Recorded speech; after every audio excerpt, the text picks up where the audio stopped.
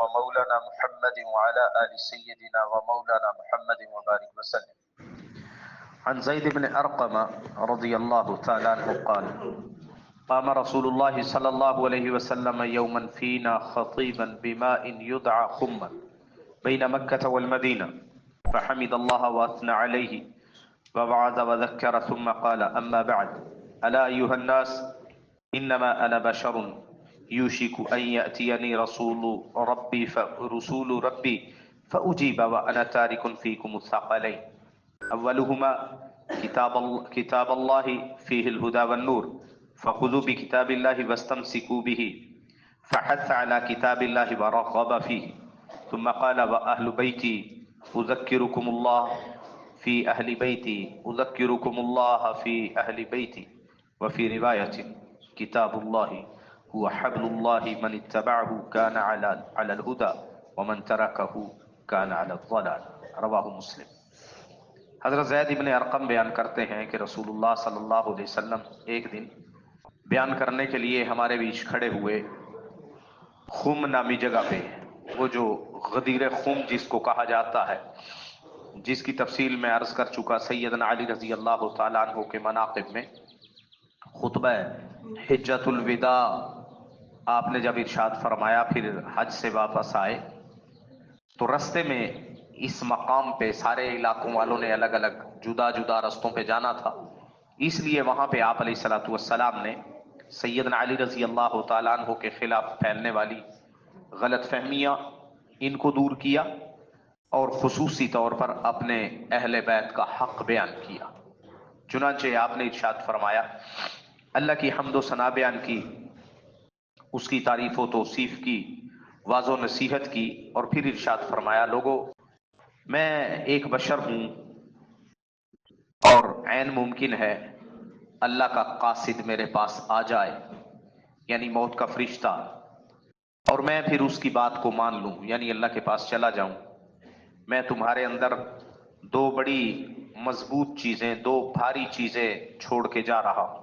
ثقلین کا مطلب بھاری،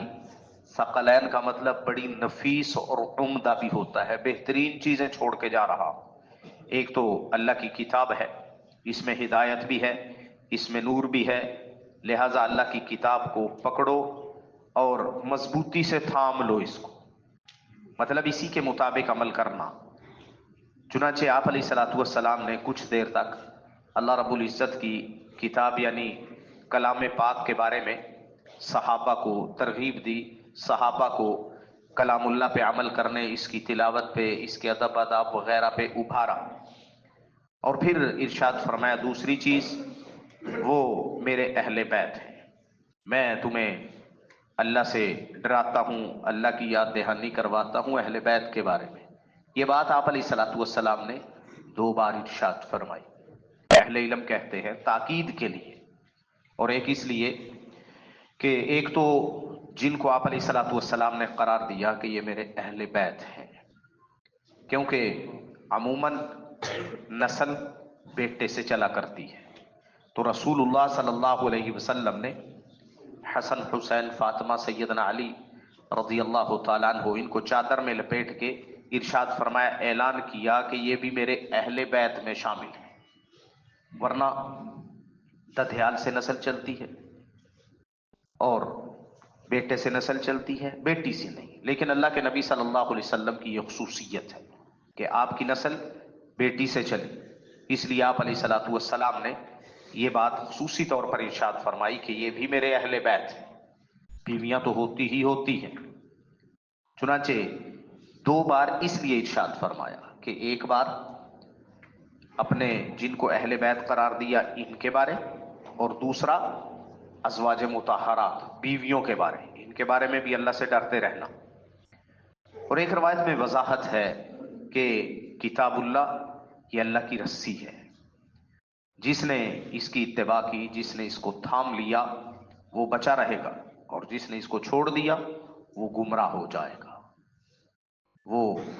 گمراہی کی دلدل میں جا پڑے گا. چنانچہ رسول اللہ صلی اللہ علیہ وسلم نے گویا کہ اتنا اونچا رتبہ بیان کیا کہ جیسے کتاب اللہ کو اہمیت دیتے ہو، ادب آداب کرتے ہو، اس پہ عمل کرتے ہو، میرے اہل بیت کا بھی یہی رتبہ سمجھنا، ایسا ہی ان کا رتبہ ہے، ایسا ہی ادب و احترام ان کا کرنا، ان کی اتباع کرنا، ان کے پیچھے چلنا۔ اور ویسے بھی رسول اللہ صلی اللہ علیہ وسلم کے احسانات کا تقاضا ہے کہ ان کی آل اولاد سے محبت کی جائے۔ اللہ رب العزت ہمیں قرآن پہ عمل کرنے کی اور اہل بیت کے ساتھ خصوصی محبت کرنے کی توفیق عطا فرمائے۔